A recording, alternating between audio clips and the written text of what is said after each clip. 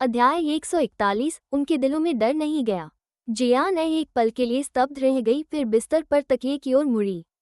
एक चांदी धूसर फाउंटेन पेन वहां चुपचाप पड़ा था। क्या यह वही नहीं था जो उसने लिन यी को दिया था? जियान का दिल मानो किसी चीज से टकरा गया हो। यह मूर्ख, वो अपनी जान की परवाह किए बिना इस पेन के लिए क्यों जोखिम उठाएगा? हवा तेज हो गई और पूरब की हवा के सहारे आग ने तीसरी मंजिल को एक क्षण में निगल लिया। घना धुआं उठ रहा था और आग आसमान की ओर उठ रही थी। विला के सामने लोग मदद के लिए चिल्ला रहे थे। हालांकि आग के समुद्र ने पहले ही जियान यी के कमरे को निगल लिया था।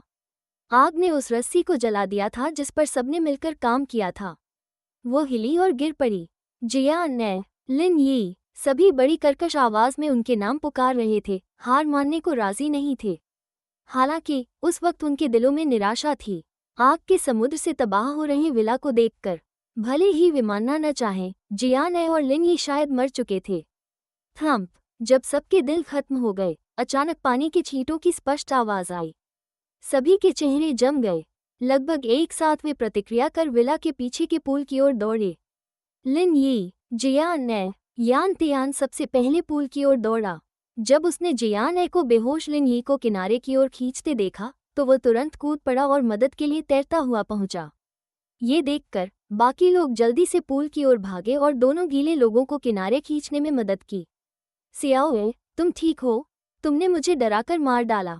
गुआन ताओ इतना डर गया था कि उसकी जान निकल गई। जियान को सुरक्षित देख वह उसे गले लगाकर रोने लगी। जियान जोर जोर से सांस ले रही थी क्योंकि उसका शरीर गीला था।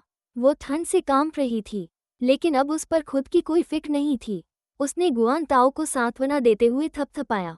मैं ठीक हूँ, चिंता मत करो। जैसे ही उसने बात पूरी की, वो दूसरों की तरफ मुड़ी और बोली, तुम्हें एम्बुलेंस मिली क्या? लिन यी ने बहुत धुआं अंदर लिया है, हमें उसे तुरंत अस्पताल भेजना होगा। सभी की नज़रें जियान यी पर टिक गईं। यह उसके परिवार का रिसोर्ट होटल था। अब जब इतनी बड़ी बात हो गई थी तो वे फायर ट्रक या एम्बुलेंस नहीं देख पा रहे थे। जियान यी घबरा गई थी जब तक उसने सभी की नज़रें खुद पर महसूस नहीं की। वो अचानक समझी, रिसोर्ट में एक मेडिकल रूम है जिसमें पूरी सुविधाएं हैं। चलो पहले लिन यी को वहां भेजते हैं। घटनास्थल पर पहला वाहन न तो फायर ट्रक था और न ही एम्बुलेंस, बल्कि सैर के लिए बस थी। सभी बस में चढ़ गए और जियान यी द्वारा बताई गई मेडिकल रूम की ओर गए। जैसा कि जियान यी ने कहा था, होटल की मेडिकल सुविधाएं ठीक थीं। लिन यी को तुरंत इमरजेंसी रूम में पहुंचाया गया। जियान ने चुपचाप फाउंटेन पेन को, जिसकी वजह से लिन यी की जान लगभग चली गई थी, बेहोश लिन यी के हाथ में रख दिया जब कोई देख नहीं रहा था।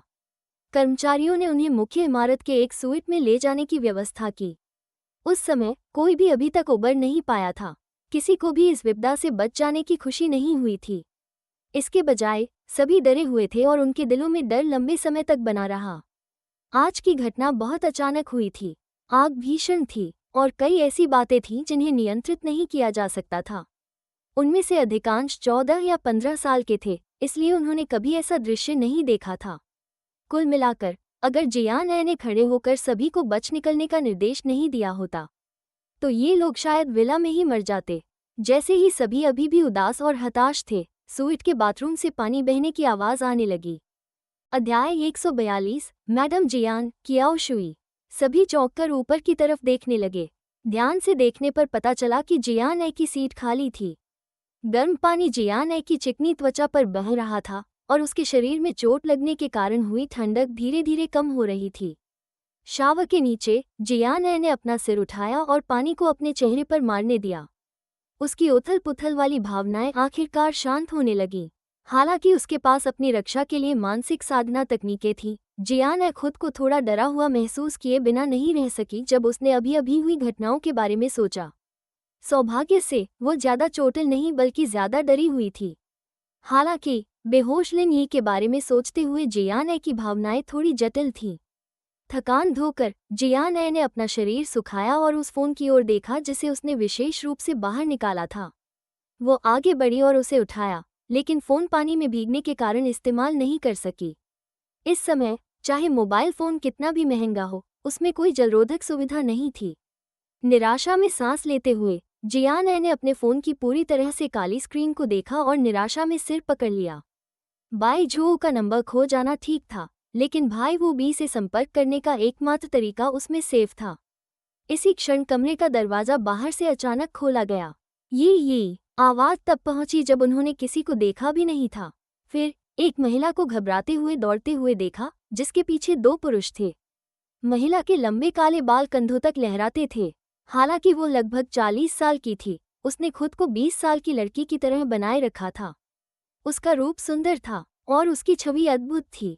वो जल्दी जल्दी चल रही थी, फिर भी अंदर से जो गरिमा और शिष्टता वो प्रकट करती थी वो छुप नहीं पाई। माँ, जब जियान यी ने उस व्यक्ति को देखा, वो रोने लगी और उसकी ओर दौड़ी।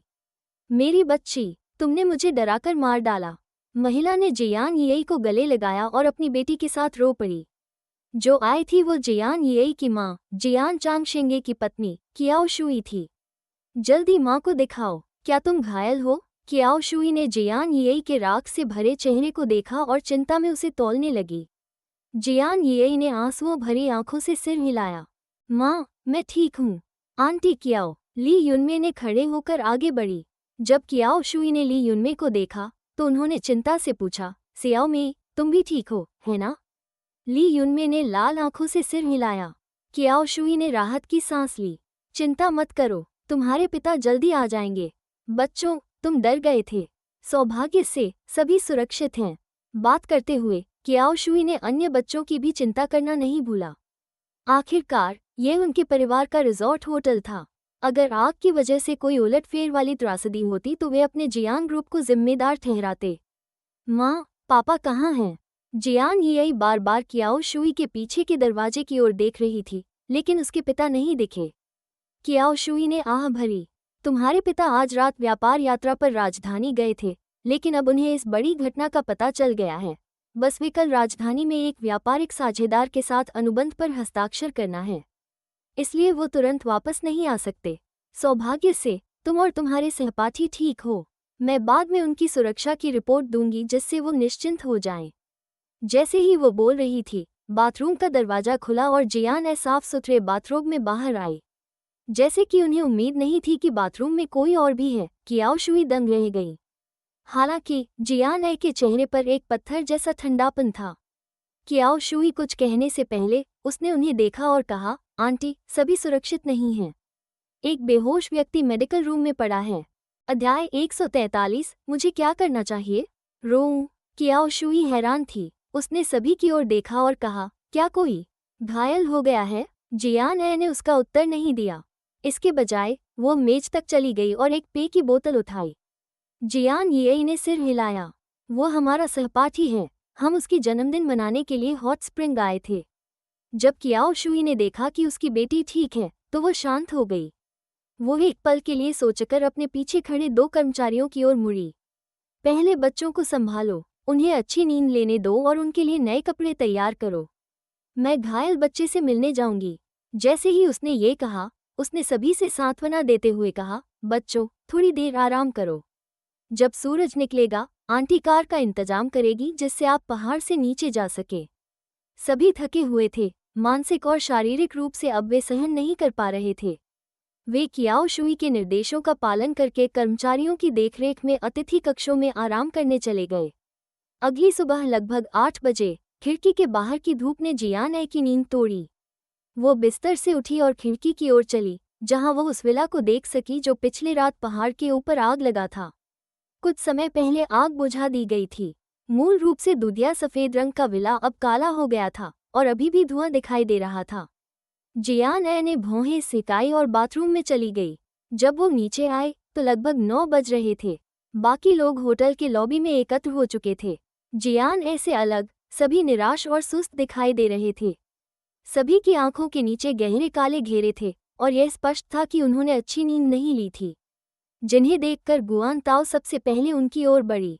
उसने चिंतित होकर पूछा, सियाओ, तुम ठीक हो? जियान ने पलकें झपकाईं और देखा कि गुआन ताओ की आंखें लाल थीं। थकी हुई चेहरा लिए गुआन ताओ ने पूछा, क्या तुम ठीक हो? जियान एक कम कमजोर मुस्कान से उत्तर दिया, चिंता मत करो, मैं ठीक हूँ। हाँ, लिन ये अभी भी जागा नहीं है, लेकिन वो मुस्कुरा सकता है, ली युनमे ने ठंडी आवाज में कहा जब उसने ये देखा। पिछली रात हुई घटनाओं के कारण उसकी जियान ए के साथ संबंध नहीं बदले थे। जियान ए ने अपने सिर को थोड़ा तिरछा किया और उसकी आंखें ठंडी हो गईं। तो फिर मैं क्या करूं? रोऊं? जियान ए, ऐसा सियाओ मेई ने नहीं कहा। जियान यी ने ली युनमे की तरफ अच्छा इंसान बनकर खड़ा होकर कहा। फिर क्या तात्पर्य है उसका? जियान ए ने जियान यी को बिना भाव के देखा। अगर वो लिन यी के बारे में इतना चिंतित होती तो वो उसे रात में पहले बचने देती, न कि उसे पीछे छोड़ देती। जैसा सुनकर ली युनमे शर्म से लाल हो गई। वो पूरी तरह से डर गई थी और कल की चिंता में यान तियान के बाद बची थी। उस स्थिति में कैसे दूसरों की परवाह कर सकती थी? अब जब जियान ए ने उसे सार्वजनिक रूप से बेझिझक किया था तो उसने सोचा कि उसे अब छुपाने के लिए कुछ नहीं है। तुम? ली युनमे शर्मिंदगी में गुस्से में आ गई। वो बोलना चाहती थी लेकिन जवाब नहीं जानती थी। जिया किंगहुआन ने उसे ताक कर कहा, ली युनमे, बस करो। अगर जियान ए नहीं होती तो हम वहां मर जाते। अगर तुम्हें आभार व्यक्त करना नहीं आता तब भी व्यंग्य न करो। तुम कितनी कृतघ्न हो। ली युनमे चुप हो गई। जिया यी ने उस पर नजर डाली। ली युनमे गुस्से में सिर घुमाकर दूर हो गई। जियान ए को ली युनमे से बहस करने में कोई दिलचस्पी नहीं थी। उसने गुआन ताओ को पकड़कर जिया किंगहुआन के पास बैठाया। वो शुरू में किसी पर दोष लगाने का इरादा नहीं रखती थी। उस रात की स्थिति के तहत ज्यादातर लोग बच गए, ये मानव स्वभाव था। जैसे ही वो बैठी, उसे एक रोटी का टुकड़ा और फल के जूस की बोतल दी गई। अध्याय 144, पर्वत से नीचे जाना। जियान ए ने तुरंत ऊपर देखा और यान तियान को असहज ढंग से देख रहे देखा। उसे थोड़ा आश्चर्य हुआ। यदि वो गलत नहीं याद कर रही है तो यान तियान हमेशा उससे नफरत करता था। शायद बीती रात जो हुआ उसके कारण यान तियान के मन में जियान ए के प्रति नई समझदारी आई थी। हालांकि यान तियान असहज महसूस कर रहा था, उसने फिर भी अपने हाथ में मौजूद भोजन उसे दिया। हमने अभी ही खाया है, तुम्हारे पास भी कुछ हो? जियान ए ने ज्यादा सोच नहीं दी। चूंकि दूसरी पार्टी ने पहल कर मदद की तो क्यों न? उसने अपने कर्णों को उठाया और खुशी से लिया। और न भूलो कि उसने कहा, ध्यान देना धन्यवाद।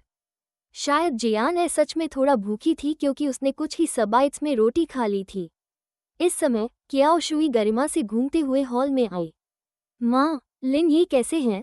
जियान यी ने तुरंत दौड़ते हुए पूछा और उसे लिन यी की चिंता थी। सभी भी उठ खड़े हुए और उसकी हालत की चिंता में घेरे में आ गए। वे सभी बहुत चिंतित थे कि लिन यी की हालत कैसी है।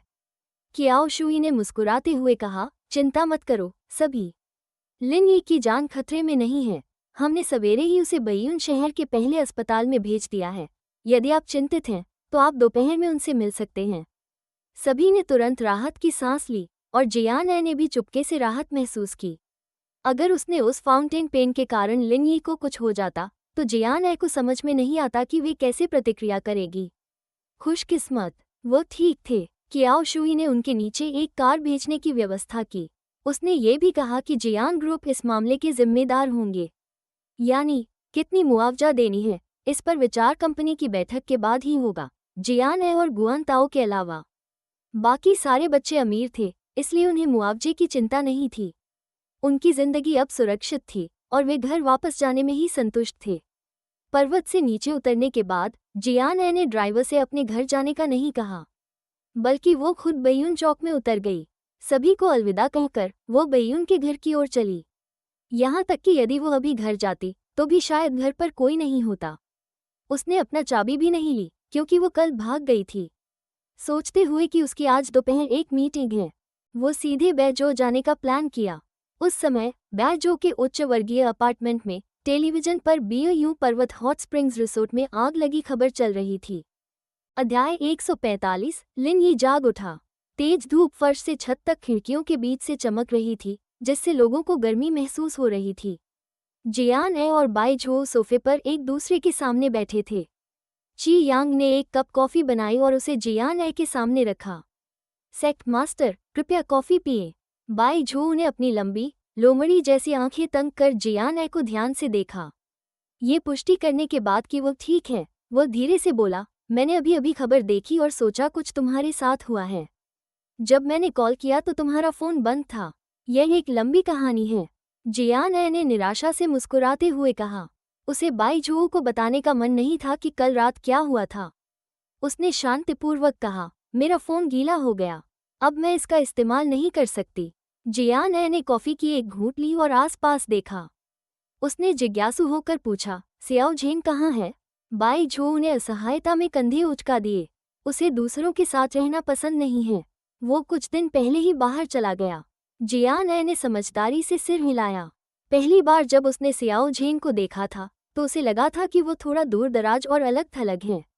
जियान ने अपनी नाक खुजलाई और उलझन भरे चेहरे के साथ पूछा, क्या जल गया? हे भगवान, मेरा केक! ची यांग चिल्लाया और रसोई की ओर दौड़ा। दोपहर को बैयून शहर के पहले अस्पताल में लिन यी को अस्पताल में स्थानांतरित किए थोड़ी देर बाद ही होश आ गया। हालांकि पिछली रात उसकी मौत से बाल बाल बचा था। सौभाग्य से वो सुरक्षित था। इसके अलावा उसका शरीर बहुत स्वस्थ था, इसलिए वो जल्दी ठीक हो रहा था। वर्तमान में वो थोड़ा ऊर्जा से भरा था और बोल भी सकता था। कल रात क्या हुआ? बेड के सामने यान तियान और जिया किंगहुआन बैठे थे और लिन यी से पूछ रहे थे। वे लिन यी की चिंता में थे, इसलिए दोपहर के भोजन के बाद अस्पताल आए थे। इस समय लिन यी आईवी ड्रिप पर था और उसका चेहरा थोड़ा पीला था। जब उसने ये सुना तो केवल यान तियान को शांत नज़र से देखा, जैसे कुछ कहने को न हो। मैं तुमसे सवाल पूछ रहा हूँ। लिन यी की प्रतिक्रिया देखकर यान तियान जान गया कि वो कुछ नहीं कहना चाहता। वो अपनी जगह गंभीर हो गया और धीरे आवाज में बोला, अगर तुम नहीं बताओगे तो मैं किंगहुआन से कहूंगा कि वो जियान ए से पूछे। जैसे ही जियान ए का नाम आया, लिन यी का चेहरा स्पष्ट हो गया। उसके पीले होंठ थोड़ा हिले और वो चिंतित होकर बोला, क्या वो ठीक है? लिन यी को याद नहीं था कि कल रात क्या हुआ था। वो केवल इतना याद रखता था कि उसने वो फाउंटेन पेन अपनी कमरे में छोड़ दिया था जो जियान ए ने उसे दिया था। उसने और कुछ नहीं सोचा और कमरे से भाग गया। उस समय गलियारे में घना धुआं था और वो आगे कुछ देख भी नहीं सकता था। उसने अपनी याददाश्त के आधार पर चौथे मंजिल की ओर भागा, लेकिन धीरे धीरे बेहोश हो गया क्योंकि उसने बहुत धुआं अंदर लिया था। पर वो स्पष्ट रूप से याद करता था कि जियान ए उसके साथ थी इससे पहले कि उसे होश खोया। तुम अभी भी पूछ रहे हो? जिया किंगहुआन अभी भी कल रात के अंतिम दृश्य को सोचकर डर की अनुभूति कर रही थी। वो उसे डांट कर बोली, अगर तुम पहले ही जियान यी के कमरे से भाग गए होते तो तुम अभी यहाँ नहीं पड़े होते। हालांकि लिन यी और जियान ए सबसे आखिरी में रात को निकले थे। अगर वे रस्सी का सही इस्तेमाल करते तो उन्हें कोई खतरा नहीं होता। यही वजह है कि यान तियान और जिया किंगहुआन गुस्सा थे। उसने पिछली रात उन्हें मौत के घाट उतारने की हिम्मत कर दी थी। यान तियान भी नाखुश होकर पूछा, क्या मामला है? तुम दोनों अपने कमरे से क्यों कूद गए? जिया यी का कमरा तीसरी मंजिल पर था और लिन यी का कमरा चौथी मंजिल पर। मतलब ये कि दोनों जलते हुए विला में तीसरी मंजिल से चौथी मंजिल गए। क्या वे मरना चाहते थे? मैं फाउंटेन पेन लेने वापस गया था। लिन यी ने थोड़े झुके हुए और धीमी आवाज में कहा। अध्याय 146, मैं तुम्हारे लिए सच में चिंतित हूँ।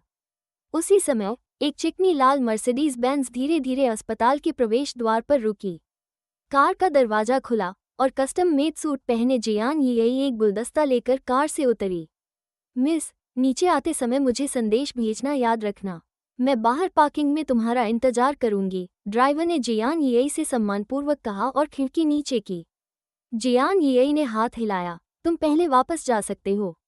मेरा इंतजार मत करो। ड्राइवर के जवाब का इंतजार किए बिना वो जल्दी से अस्पताल की इमारत की ओर बढ़ी। लिफ्ट सीधे छठी मंजिल पर गई।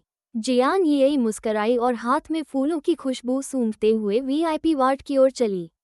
क्या तुम पागल हो? सिर्फ एक फाउंटेन पेन के लिए? जियान यी दरवाजे की ओर बढ़ रही थी और खोलने वाली थी जब यान तियान की गुस्से भरी चीख साफ सुनाई दी। तुम्हारी जान खतरे में पड़ने वाली थी, क्या तुम्हें पता है? सिर्फ एक फाउंटेन पेन के लिए? जिया किंगहुआन ने बिस्तर पर पड़े लिन यी को गुस्से से देखा। इस समय वो पूरी तरह से यान तियान के गुस्से को समझ सकती थी। केवल ईश्वर जानता था कि जब कल रात रस्सी जल गई थी तो वे कितने निराश थे। वे सोच रहे थे कि लिन यी और जियान ए मर चुके हैं।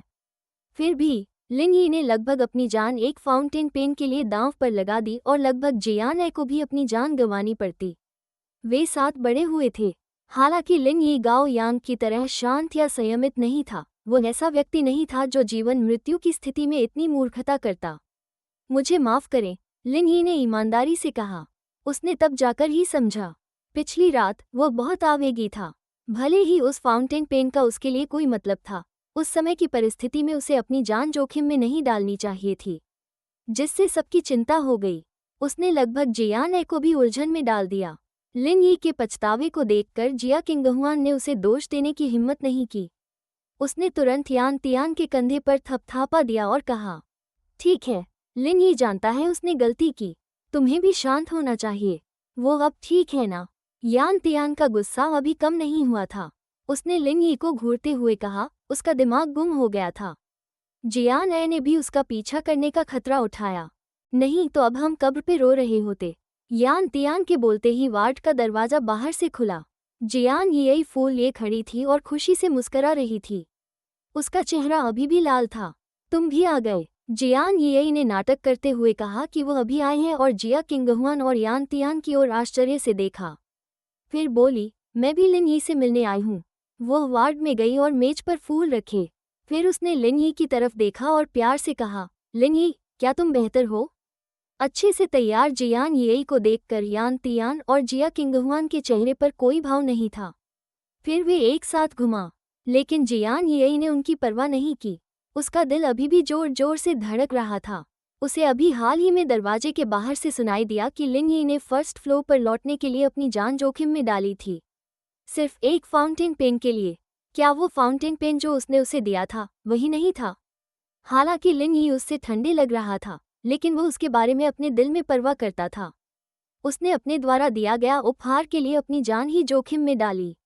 ये सोचकर जियान यी का दिल हिरन की तरह धड़क उठा।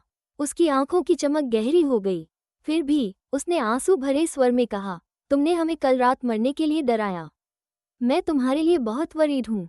अध्याय 147, कुछ व्यक्तिगत नहीं। जब वो बोल रही थी, उसकी खूबसूरत आंखें धीरे धीरे लाल हो गईं, जैसे वो अगले ही पल रो पड़ेगी।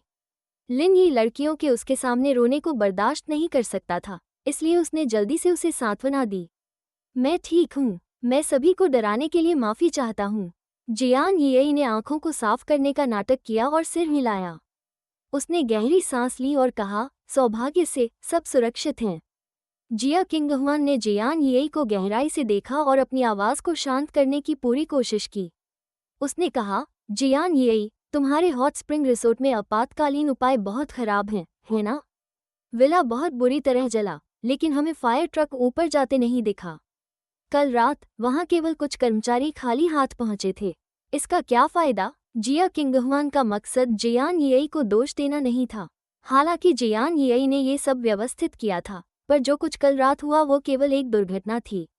जियान यी भी खतरे में थी। बहुत सी चीजें थीं जिन्हें वो नियंत्रित नहीं कर सकती थी, लेकिन सच कहूं तो जियान ग्रुप के बैयून माउंटेन हॉट स्प्रिंग रिसोर्ट्स में भारी सुरक्षा खतरा था। आग सुरक्षा के उपाय स्वीकार्य नहीं थे। कल की घटना ही पूरे होटल को बंद करने के लिए काफ़ी थी। ये सब इस शर्त के तहत कि सब ठीक हैं। अगर कोई मर भी जाता तो रिसोर्ट स्थायी रूप से बंद हो जाता। हालांकि जिया किंगहुआन ने अपनी आवाज़ को नियंत्रित करने की पूरी कोशिश की, फिर भी जियान यी को लगा कि वो उसे दोष दे रही है। जियान यी ने खुद को गलत समझा और फिर से रोने लगी।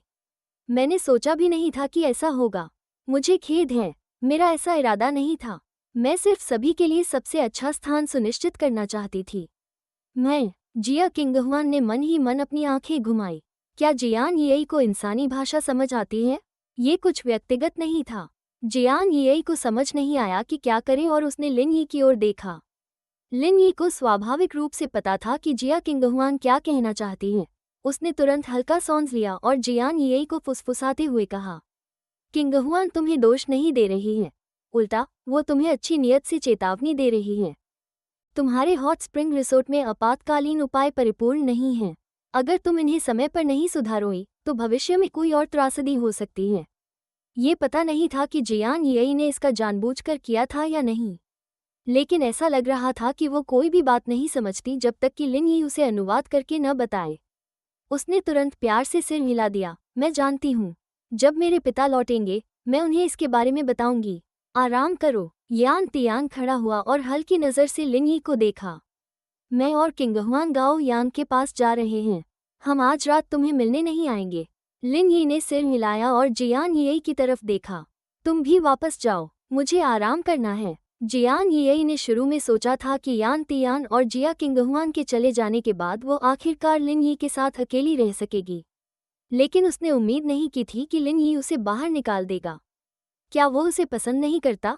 हालांकि वो थोड़ी हैरान थी। जियान येई ने सिर हिला दिया। ठीक है, आराम करो। मैं कल टीचर सन से तुम्हारे लिए छुट्टी मांगने में मदद करूंगी। धन्यवाद। लिन यी लेट गया और अपनी आंखें बंद कर लीं जैसे वो कुछ और कहना नहीं चाहता था। वे तीनों वार्ड से बाहर निकल आए। जब दरवाजा बंद हुआ तो जिया किंगहुआन ने जियान येई की ओर देखा। अपनी दिल में जंग लड़ते हुए वो जियान येई के पास गई और बोली, शायद अभी मैं कठोर लगी हूँ। आशा करती हूँ कि तुम्हें बुरा न लगे। मेरा तुम्हें दोष देने का कोई इरादा नहीं था। कल रात की घटना बहुत भयानक थी। जिया किंगहुआन डरती थी कि जियान येई अपनी बातों के कारण खुद को दोष देगी और बार बार सोचती रहेगी। अब जब वो जियान येई से माफ़ी मांग रही थी तो वो चाहती थी कि सभी लोग कल की घटना को जल्द से जल्द भूल जाएं। अध्याय 148। मैं एम ग्रुप का चेयरमैन हूँ। जियान येई ने नहीं सोचा था कि जिया किंगहुआन उससे माफ़ी मांगेगी। वो जल्दी से अपना सिर हिलाई और हाथ हिलाते हुए कहा, नहीं नहीं, मुझे लगता है तुम सही कह रही हो। इस मामले को जल्द से जल्द सुलझाना होगा। देखकर कि जियान येई इसे दिल से नहीं ले रही, जिया किंगहुआन ने हल्के से सिर हिलाया। उन्होंने कुछ कहा नहीं, बस यान तियान का हाथ पकड़कर मुड़ गई। वार्ड के बिस्तर पर लिन यी ने धीरे धीरे अपनी आंखें खोलीं। उसने दाहिना हाथ कंबल से बाहर निकाला और हाथ में एक सिल्वर फाउंटेन पेन मजबूती से पकड़ा। लिन यी ने फाउंटेन पेन पर लिखा यी शब्द को छुआ और मुस्कुराया। उसका तेजस्वी चेहरा अब तक का सबसे कोमल लग रहा था। इस समय जियान ए और बाई झो कंपनी के लिए मीटिंग के रास्ते पर थे। बाई झो ने खुद इस रियल एस्टेट का ऑफिस चुना था। यह उसके अपार्टमेंट के करीब एक पेशेवर ऑफिस बिल्डिंग में था। जियान ए ने ऑफिस की मरम्मत केवल एक बार देखी थी। कंपनी के आधिकारिक संचालन की शुरुआत के बाद ये पहली बार था जब वो कंपनी गई थी। क्या तुमने ये लोग राजधानी से ट्रांसफ़र किया है? कार में जियान ए कंपनी के उच्चाधिकारियों की जानकारी देख रही थी। विभिन्न विभागों के प्रबंधकों से लेकर बाजार संचालन के प्रबंधन तक जियान ए ने सभी की जानकारी ध्यान से देखी, लेकिन जितना वो देखती गई उतना ही चौंक जाती गई। इन लोगों के रिज्यूमे बहुत शानदार थे। ये सभी विश्व प्रसिद्ध स्कूलों से पढ़े हुए शीर्ष छात्र थे। इनमें से कुछ तो अमेरिका के वॉल स्ट्रीट से भी थे। बाई झो ने जियान ए को देखा और मुस्कुराया। सब नहीं, लेकिन चिंता मत करो सेक्ट मास्टर, ये सभी मेरे लोग हैं। मैं तुम्हारा हूँ, इसलिए वे भी तुम्हारे हैं। दरअसल जियान ए हमेशा से बाई झो की असली पहचान को लेकर उत्सुक थी और उसके लिए कुछ निजी सवाल भी थे। अब जब उसने देखा कि वो इतनी आसानी से इतने प्रतिभाशाली लोगों को जुटा सकता है, उसकी जिज्ञासा और बढ़ गई। हालांकि उसने सीधे पूछने का सोचा नहीं, भले ही वो जानती थी कि बाई झो जवाब देगा। जियान ए ये काम खुद करना चाहती थी। जब बाई झो ने खुद बताया तभी उसे इन बातों का पता चलना चाहिए था। कार धीरे धीरे रुकी और वे एक एक कर उतरे और ऑफिस बिल्डिंग में घुस गए। लिफ्ट 17वीं मंजिल पर पहुंची। जैसे ही दरवाजा खुला उन्होंने इस रियल एस्टेट का फ्रंट डेस्क देखा। मैनेजर बाई, रिसेप्शनिस्ट काला बिजनेस सूट पहने हुए, उसके चेहरे पर सम्मानजनक मुस्कान के साथ बोली। जब उसने देखा कि वो बाई झो है तो जल्दी से झुकी और बुलाया। कंपनी में ऐसा लगता था कि भले ही कंपनी के लीगल पर्सन बाई झो थे, वे केवल जनरल मैनेजर थे। कंपनी के सीईओ कोई और था। बाई झो ने रिसेप्शनिस्ट को सिर हिलाया और जियान ए और ची यांग के साथ तेजी से ऑफिस में दाखिल हो गया। रिसेप्शनिस्ट जियान ए की पीठ की ओर जिज्ञासु नजर नहीं हटा सकी। उसे नहीं पता था कि यह किशोरी और मैनेजर बाई का क्या रिश्ता है। आखिरकार मैनेजर बाई कंपनी की सभी महिला कर्मचारियों का सपनों का साथी था। वो जवान, हैंडसम, सक्षम और अमीर था। वो पूरी तरह से एक योग्य कुंवारा था। क्योंकि वीकेंड था, रिसेप्शनिस्ट के अलावा ऑफिस में कोई अन्य कर्मचारी नहीं था। उसने सीधे अंदर मीटिंग रूम की ओर बढ़ी। कंपनी की उच्च व्यवस्थापन जिसने नोटिस प्राप्त किया था, पहले से ही वहीं इंतजार कर रही थी। जैसे ही उन्होंने बाई झो को देखा, सभी खड़े हो गए। मैनेजर बाई, सभी ने मैनेजर बाई के बगल में खड़ी जियान ए को देखा और एक दूसरे को देखा। ये लोग लंबे समय से बाई झो के साथ काम कर रहे थे, सबसे कम 2 से 3 साल।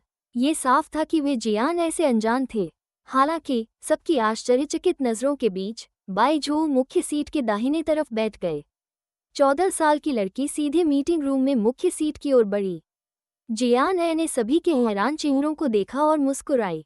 नमस्ते सभी को, मैं एम ग्रुप की चेयरमैन हूँ। मेरा नाम जियान ए है। अध्याय 149 पहली प्रबंधन बैठक। सभी लोग हैरान थे। जियान ए के शब्द मानो एक परमाणु बम की तरह थे जिसने वहां मौजूद हर किसी को हिला दिया। सभी एक साथ बाई झो की ओर मुड़े। उनके चेहरे पर स्पष्ट था कि वे सोच रहे थे, क्या हो रहा है। बाई झो उन्हें होंठ सिकोड़ते हुए एक खतरनाक मुस्कान दी, फिर हल्के से सिर हिलाया। मैं आपको हमारे बड़े बॉस से मिलवाता हूँ। भले ही बाई झो ने सामान्य लहजे में बात की, सभी के दिलों में मानो 10,000 घोड़ों की टाप गूंज रही हो। कोई आश्चर्य नहीं कि वहां मौजूद सभी लोग व्यापार जगत के प्रतिष्ठित और विश्व प्रसिद्ध कंपनियों में काम कर चुके प्रतिभाशाली थे। फिर भी उस समय उनका नया बॉस एक युवा लड़की थी जो अभी वयस्कता की उम्र तक भी नहीं पहुंची थी। कोई भी इसे तुरंत स्वीकार नहीं कर सकता था। सभी ने जियान ए की तरफ देखा। हालांकि उन्होंने इसे प्रदर्शित नहीं किया, पर वे उसकी काबिलियत को परख रहे थे कि यह लड़की क्या कर सकती है, जिससे मैनेजर बाई उसके सामने झुक गए। एम ग्रुप की पंजीकृत पूंजी केवल 1 मिलियन युआन थी। इन लोगों की नज़र में यह अपर्याप्त था।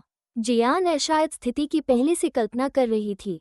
वो तुरंत खेल खेल में मुस्कुराई और सभी की तरफ देखकर बोली, मुझे पता है कि सभी हैरान संदेह में हैं और सोचते हैं, लेकिन इससे यहाँ दिख रही वास्तविकता नहीं बदलेगी। मैंने यहाँ आने के दौरान सभी की जानकारी देखी है। मैं खुद का परिचय सरलता से कर देती हूँ। मैं जियान ए हूँ, इस वर्ष 14 साल की, और बइयुन शहर के एयरजोंग स्कूल की प्रथम वर्ष की छात्रा हूँ। बात खत्म करते ही जियान ए धीरे धीरे बैठ गई। उसका नन्हा शरीर मुख्य सीट पर थोड़ा हास्यास्पद लग रहा था, लेकिन उसने सभी को शांतिपूर्वक देखकर कहा, आप सब चर्चा कर सकते हैं या सवाल भी कर सकते हैं, लेकिन अभी नहीं। आप सभी उद्योग के प्रतिष्ठित हैं, इसलिए मैं आशा करती हूँ कि आप इस बैठक में वो प्रोफेशनलिज्म दिखाएं जो आवश्यक है। इस बैठक के बाद जब आप यहाँ से बाहर जाएं, तो जो चाहे कह सकते हैं। जियान ए ने अपना भाव बनाए रखा और मेज पर दस्तावेज फाइल खोली। बैठक अब शुरू होती है। मुझे विश्वास है कि आप सभी जानते हैं कि हमारी ईस्ट सी रियल एस्टेट अभी हाल ही में स्थापित हुई है। हमने कल नगर निगम की भूमि नीलामी में 2 जमीन के टुकड़े खरीद लिए हैं। इनमें से एक सबसे बड़ा है और दूसरा भौगोलिक दृष्टि से सबसे अच्छा है। इन 2 जमीन के विकास के लिए किसी के पास कोई रचनात्मक सुझाव है? जियान ए ने सभी को तटस्थ नजरों से देखा। लगभग तुरंत ही जियान ए में एक नेता की वाइब आ गई। वो खुद भी एक क्षण के लिए उस पुराने जीवन में खो जाती नजर आई जब वो राजधानी की रियल एस्टेट दुनिया पर राज करती थी। ये लोग जियान ए को निराश नहीं कर पाए। हालांकि सभी के मन में नए बॉस को लेकर सवाल थे, लेकिन सम्मेलन कक्ष फिर भी उनके लिए एक पवित्र स्थान था। उन्हें पेशेवर रहना था। जियान ए के बाएं ओर एक सख्त दिखने वाली महिला ने कहा, नमस्ते सीईओ। मैं विकास विभाग की संचालन निदेशक वांग हुई हूँ। इन 2 भूमि टुकड़ों के संबंध में हमारे विकास विभाग ने कल रात एक बैठक में चर्चा की। दूसरा जमीन टुकड़ा हैचिंग जिला के केंद्र में है और वो ट्रेन स्टेशन के पास है। इसकी भौगोलिक स्थिति उत्कृष्ट है। हमारे विकास विभाग का सुझाव है कि हालांकि इस दूसरी जमीन की स्थिति अच्छी है, विकास के लिए कुल क्षेत्र सीमित है। यदि हम यहाँ आवासीय क्षेत्र बनाते हैं तो क्षेत्र बहुत छोटा होगा और ट्रेन स्टेशन के भी बहुत करीब होगा। यहाँ 5 से अधिक शॉपिंग मॉल हैं। यदि हम मॉल बनाते हैं तो ये केवल आर्थिक विचलन पैदा करेगा। प्रारंभिक निवेश बहुत बड़ा होगा। यदि हमने इसे ठीक से प्रबंधित नहीं किया तो मुझे डर है कि धन की कमी होगी और लाभ कमाना मुश्किल होगा। अध्याय 150 उन्हें छाया में छोड़ दो। वांग हुई का विश्लेषण बहुत ही सटीक और यथार्थवादी था। कुछ ही शब्दों में उसने विकास के संदर्भ में अपनी उत्कृष्ट मार्केट विजन और पेशेवर क्षमता प्रदर्शित की। जियान ए ने इस भूमि को खरीदने के समय से ही इन नुकसानों के बारे में सोच रखा था। इसका मतलब था कि उसके विचार विकास टीम के समान थे।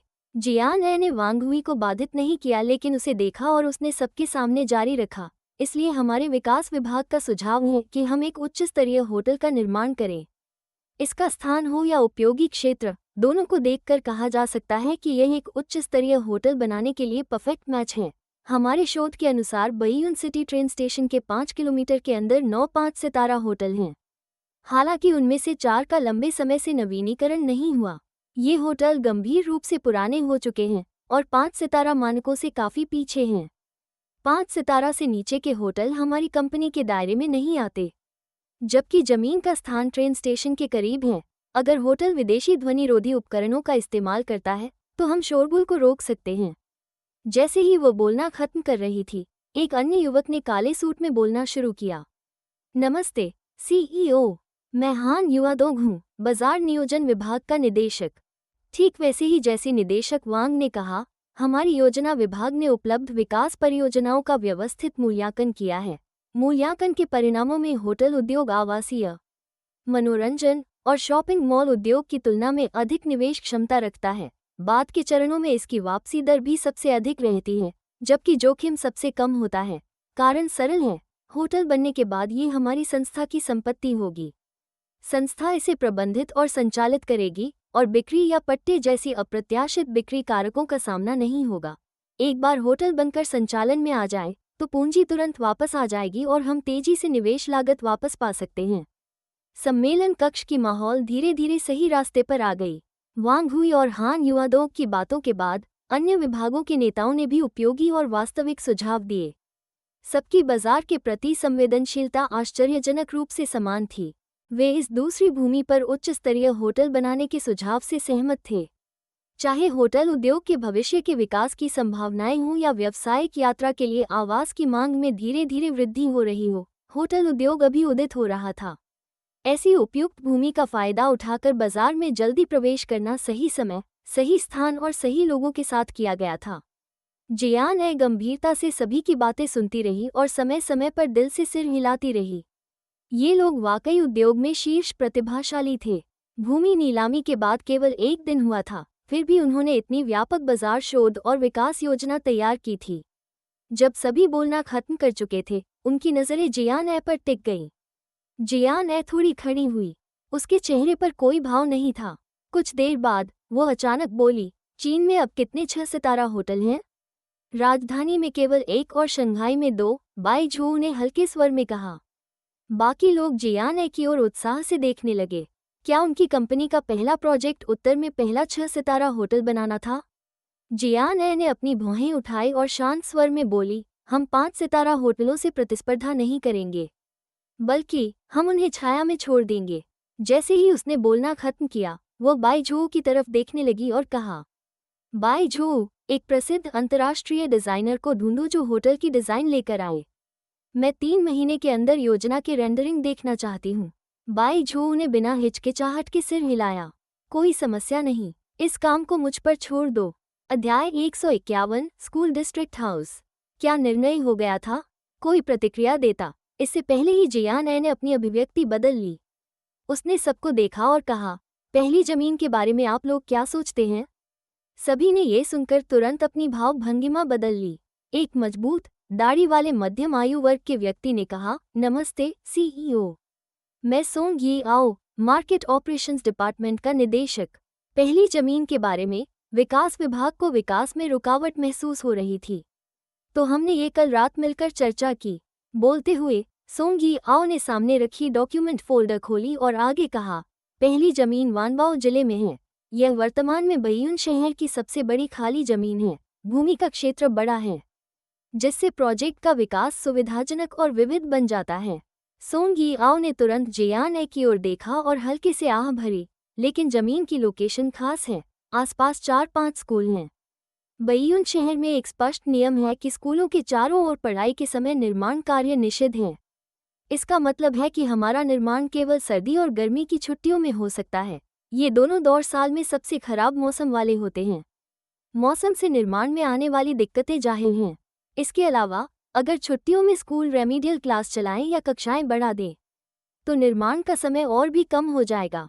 इतनी कड़ी निर्माण अवधि और कठिन परिस्थितियों में हम चाहे कोई भी प्रोजेक्ट डेवलप करें, उसे जल्दी खत्म कर पाना मुमकिन नहीं। सभी के चेहरों पर गंभीरता छा गई। जमीन बड़ी थी, लेकिन किसी भी कंपनी के लिए यह एक हॉट पोटैटो थी। सबसे बड़ी चिंता ये थी कि कंपनी ने ये जमीन 52 मिलियन युआन 55 लाख युआन में खरीदी थी। वानबाओ जिला हेचिंग जिले जैसा नहीं था। अगर इसे ठीक से विकसित नहीं किया तो पैसे कमाना मुश्किल हो जाता। सम्मेलन कक्ष कुछ पल के लिए शांत हो गया। वहां मौजूद सभी लोग इंडस्ट्री के टॉप टैलेंट्स थे, लेकिन वे सर्वशक्तिमान नहीं थे। वे रेगिस्तान को सोना नहीं बना सकते थे। जाहिर था कि खास भूगोलिक स्थिति के कारण वे उलझ गए थे। जियान चेयर पर शांत भाव से बैठी थी, मानो उसे उनकी चिंता से कोई फर्क नहीं पड़ता। उसे इन नुकसानों और अड़चनों की जानकारी पहले से थी, लेकिन जियान सबसे उलट सोच रही थी। इस जमीन की असली कीमत उसके बड़े आकार में नहीं बल्कि उसके अनोखे भूगोलिक स्थान में थी। जियान ने धीरे से सिर उठाया और सबको देखा। हम इस जमीन पर एक उच्च स्तरीय आवासीय क्षेत्र बनाएंगे। सभी चौंक गए। विकसित किए बिना तो 50 लाख युआन बर्बाद हो जाते, लेकिन सभी हैरत में थे कि जियान इसे आवासीय क्षेत्र क्यों बनाना चाहती हैं। जियान ने सबके चेहरे पर उलझन देखकर स्पष्ट किया, बैयून शहर के आसपास अनगिनत कस्बे और गांव हैं। उनकी शिक्षा प्रणाली पिछड़ी हुई है और वहाँ के शिक्षा मानक बैयून शहर के मुकाबले कम हैं। हम अभी सहस्त्राब्दी की शुरुआत में हैं, लेकिन पहले ही कई बाहरी लोग बैयून में आ चुके हैं। इसके अलावा जो लोग अपने बच्चों को शहर में पढ़ने भेज रहे हैं, बहुत सारे लोग रोजगार के लिए भी शहर में आते हैं। इन लोगों को भी आगे चलकर अपने बच्चों को स्कूल भेजना पड़ेगा। ये तो शुरुआत है। भविष्य में बच्चों की शिक्षा समाज और परिवारों के लिए प्राथमिकता बन जाएगी। बैयून शहर के आसपास के ग्रामीण लोगों के लिए यहाँ के स्कूल अपने बच्चों की शिक्षा के लिए पहली पसंद होंगे। कुल मिलाकर छात्रों की मांग लगातार बढ़ेगी। इसका मतलब है कि स्कूल के आसपास घरों की मांग भी तेजी से बढ़ेगी। ऐसे घरों को, जो भविष्य में बेहद दुर्लभ होंगे, हम स्कूल डिस्ट्रिक्ट हाउस कहते हैं। अध्याय 152 school district house. School district house. सभी एक दूसरे की ओर देखने लगे। ये साफ था कि वे इस प्रकार की रियल एस्टेट प्रॉपर्टी से परिचित नहीं थे। ये कोई आश्चर्य की बात नहीं थी कि सभी की ऐसी प्रतिक्रिया हुई। इस युग में स्कूल डिस्ट्रिक्ट हाउस मौजूद नहीं थे। आखिरकार एक अर्थ में school district house real estate market की उपज थे। कुछ वर्षों या दशक बाद शैक्षिकी संसाधनों के एकाधिकार के कारण समाज में एक स्तरीय वर्गीकरण हो जाता। यह आधुनिक शिक्षा सुधार की बड़ी बाधा भी थी। आधुनिक तकनीक के विकास के साथ पिछली शताब्दी में देशों द्वारा सेट किए गए पाठ्यपुस्तक सामग्री अब समय की आवश्यकताओं को पूरा नहीं कर पाती थी। स्कूल डिस्ट्रिक्ट हाउस की उपस्थिति वर्तमान शिक्षा प्रणाली की कमियों को दर्शाती है। यह मुख्य रूप से एक शहर में शैक्षिकी संसाधनों के असमान वितरण को दिखाता है, जिसके परिणामस्वरूप कुछ तथाकथित अच्छे उच्च गुणवत्ता वाले प्राथमिक, माध्यमिक और उच्च माध्यमिक स्कूल बनते हैं। ये शिक्षा की अन्यायता को भी दर्शाता है।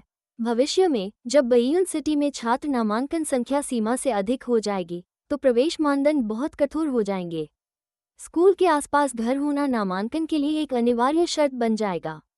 यही कारण है कि 10 साल बाद राजधानी का एक बेसमेंट 102 लाख युआन प्रति वर्ग मीटर बिक सकता है, और कीमतें अभी भी बढ़ रही होंगी। इसका कारण था कि उसका स्थान प्रमुख स्कूलों के पास था। इस बेसमेंट के साथ किसी के बच्चे इस स्कूल में पढ़ सकते थे। हालांकि जियान ये कारण सबको बता नहीं सकती थी, क्योंकि कोई भविष्य को इतनी निश्चितता से नहीं जान सकता।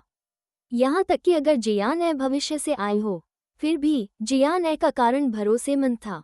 जैसा कि उसने कहा, यदि स्कूल के पास घरों की आपूर्ति कम हो जाए तो एक उच्च स्तरीय आवासीय क्षेत्र बनाना एक आदर्श विकल्प होगा।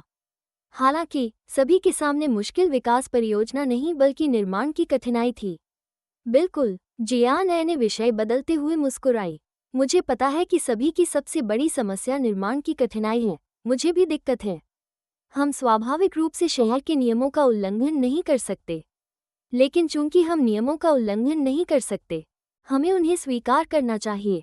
हम जब भी शुरू कर सकते हैं, करेंगे। एक परियोजना को पूरा करना दिन भर का काम नहीं है, और ये 10,000 वर्ग मीटर से अधिक जमीन का विकास है। इस वक्त बाई झोउ ने भी कहा, यह सही है। जब तक हम आगे बढ़ते रहेंगे, समाप्ति के करीब पहुंच जाएंगे।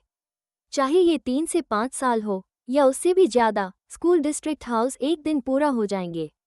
विकास विभाग की संचालन निदेशक वांग हुई ने सिर हिलाकर सहमति दी।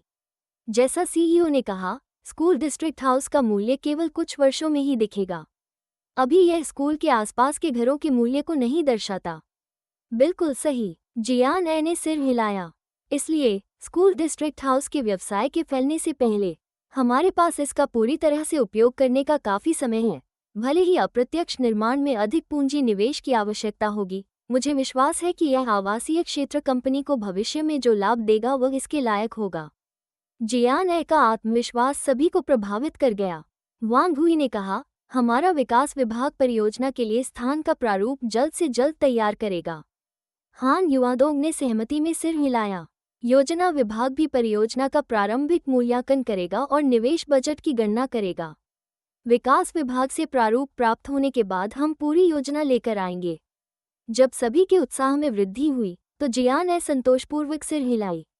फिर उसने राहत की सांस लेते हुए सबको कहा, एम ग्रुप में सभी का स्वागत करने के लिए मैं आज रात सभी को भोजन पर निमंत्रित करती हूँ।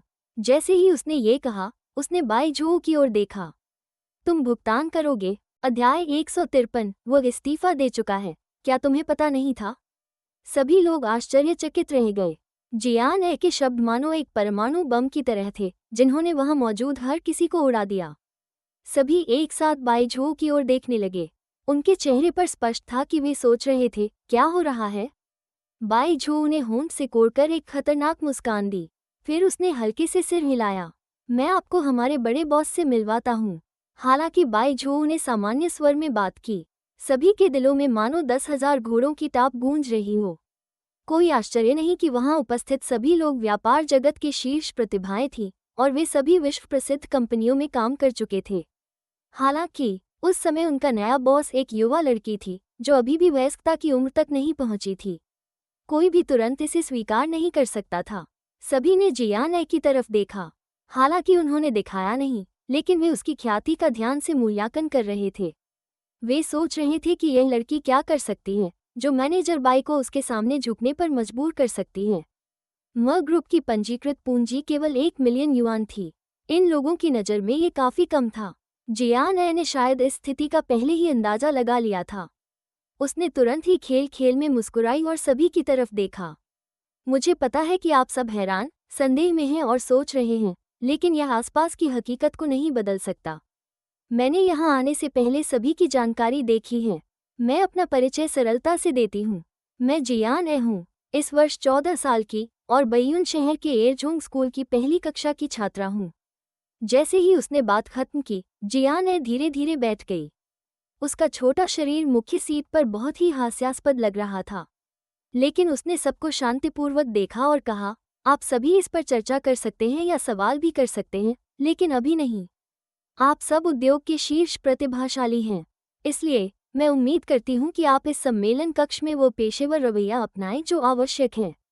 इस बैठक के खत्म होने के बाद आप जैसी मर्जी कर सकते हैं। जियान ए ने अपना भाव बनाए रखा और मेज पर दस्तावेज की फाइल खोली। अब बैठक शुरू होती है। मुझे विश्वास है कि आप सभी जानते हैं कि हमारी ईस्ट सी रियल एस्टेट अभी स्थापित हुई है। हमने कल नगर निगम की भूमि नीलामी में 2 जमीन के टुकड़े खरीदे हैं। उनमें से एक सबसे बड़ा है और दूसरा भौगोलिक दृष्टि से सबसे अच्छा है।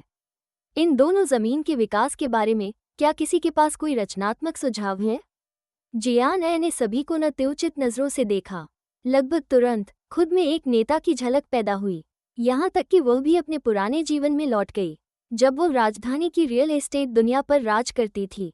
अध्याय 154। उन्हें छाया में फेंक दो।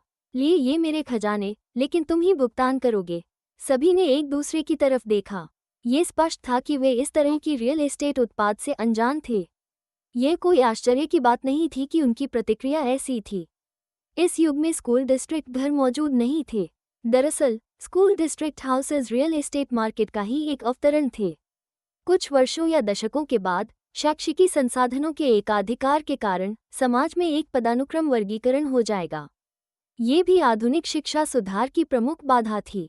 आधुनिक तकनीक के विकास के साथ पिछली सदी में देशों द्वारा निर्धारित पाठ्यपुस्तक सामग्री अब समय की आवश्यकताओं को पूरा नहीं कर पा रही थी। स्कूल डिस्ट्रिक्ट हाउसेस का उद्भव वर्तमान शिक्षा प्रणाली की कमियों को दर्शाता है।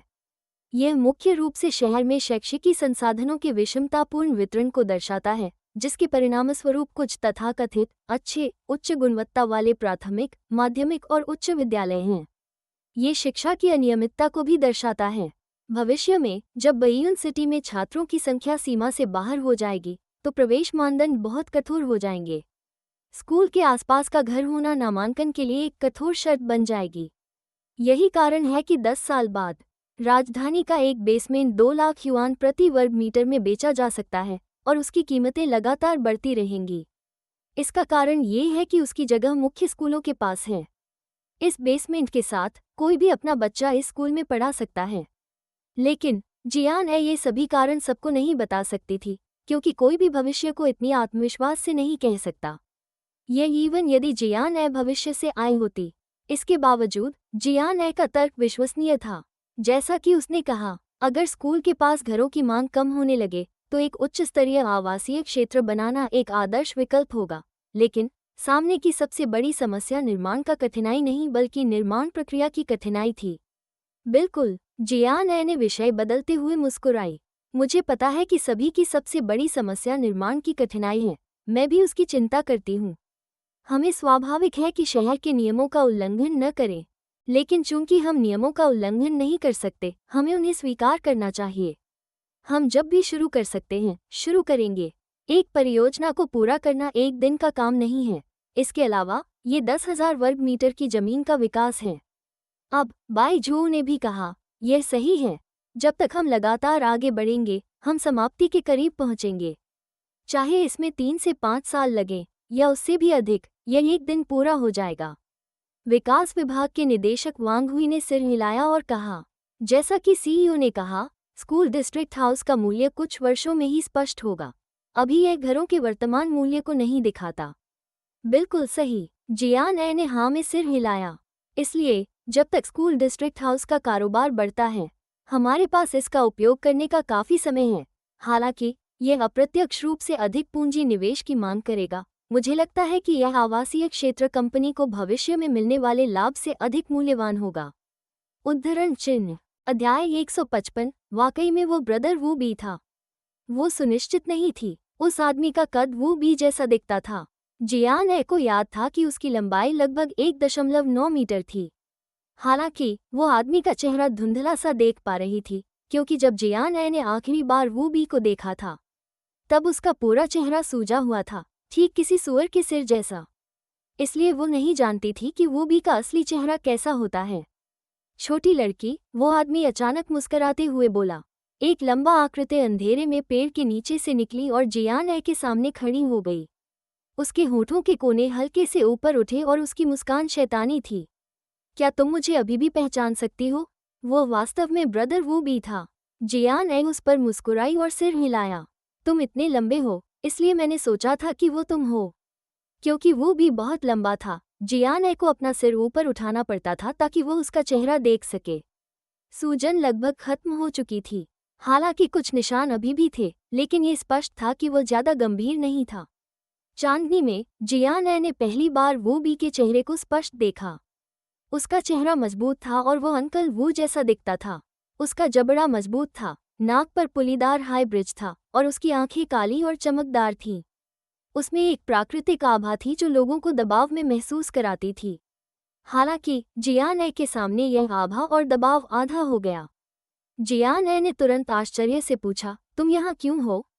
यह उसके घर के द्वार के पास का स्थान था। जियान ने खुद की ओर इशारा करते हुए कहा, क्या तुम मेरा इंतजार कर रहे हो? वो बी ने अपनी भौहें उठाई और सिर हिलाया। फिर उसने चारों ओर देखा और कहा, मैं तुम्हें फ़ोन करना चाहता था, लेकिन तुम्हारा फ़ोन आज बंद था। मुझे डर था कि कुछ हो गया होगा, इसलिए मैं देखने आया। जियान ने निराशा से आह भरी। जब उसका फ़ोन चल रहा था तो कोई उसे ढूंढता नहीं था। अब जबकि फ़ोन खराब था, सब उसे फ़ोन कर रहे थे। फिर भी जियान को वू बी को देखकर खुशी हुई। जब उसने पता लगाया कि उसका फ़ोन कल खराब हो गया था, तो वो परेशान थी क्योंकि वू बी से संपर्क करने का केवल एक तरीका था, और वो फ़ोन ही था। जियान ने जल्दी से नया फ़ोन निकाला और कहा, मेरा फ़ोन गीला हो गया, इसलिए ये खराब हो गया। उद्धरण चिन्ह डॉट। जैसा कि उसने कहा, उसने फ़ोन वू बी को दिया और बोला, अपना नंबर फिर से सेव कर लो। वू बी ने जियान के हाथ में नया फ़ोन देखा और एक पल के लिए अचंभित रह गया। जब जियान ने 10,000 युआन वाला फ़ोन निकाला था, तब भी वो हैरान था। अब जब वो फ़ोन टूट गया था, तो उसने दूसरा खरीद लिया। हालांकि वो भी केवल एक पल के लिए हैरान था। पिछली बार की तरह उसने बहुत ज़्यादा कुछ नहीं पूछा। इसके बजाय उसने फ़ोन लिया और जल्दी से अपना नंबर सेव कर लिया। जियान ने फ़ोन लिया और देखकर हंस पड़ी। वो बी ने अपना नंबर अभी भी ब्रदर वो बी के नाम से सेव किया था। वो बी ने जियान के पीछे उसके घर को देखा और कहा, क्या तुम मुझे बैठने के लिए नहीं बुलाओगी? जियान शर्म से मुस्कुराई और माफ़ी मांगते हुए कहा, ब्रदर वो बी, मैंने अपनी चाबी खो दी है, मैं भी अंदर नहीं जा सकती। अरे, वो बी ने अपनी भौहें उठाई और पूछा, अब क्या करेंगे? आंटी में सबसे देर से काम से लौटती हैं, है ना? जियान ने आह भरी और सिर हिलाया। शायद वे रात में देर से आएंगी, लेकिन मेरी आंटी का घर पास में है, इसलिए मैं पहले वहां जाने की योजना बना रही हूँ। ठीक है। वो बी ने सांस छोड़ी और अपना हाथ उठाकर जियान ए के सिर को धीरे से सहलाया। अच्छा है कि तुम ठीक हो। मैं अब चलता हूँ। अगर तुम्हें कुछ चाहिए तो मुझे फोन करना। वो भी जाने वाला था जब जियान ए ने अचानक कुछ सोचकर उससे तेज आवाज में कहा, ब्रदर वो बी। आगे की स्टोरी सुनने के लिए वीडियो को लाइक करें, चैनल को सब्सक्राइब करें। मिलते हैं नए एपिसोड में, तब तक के लिए बाय बाय।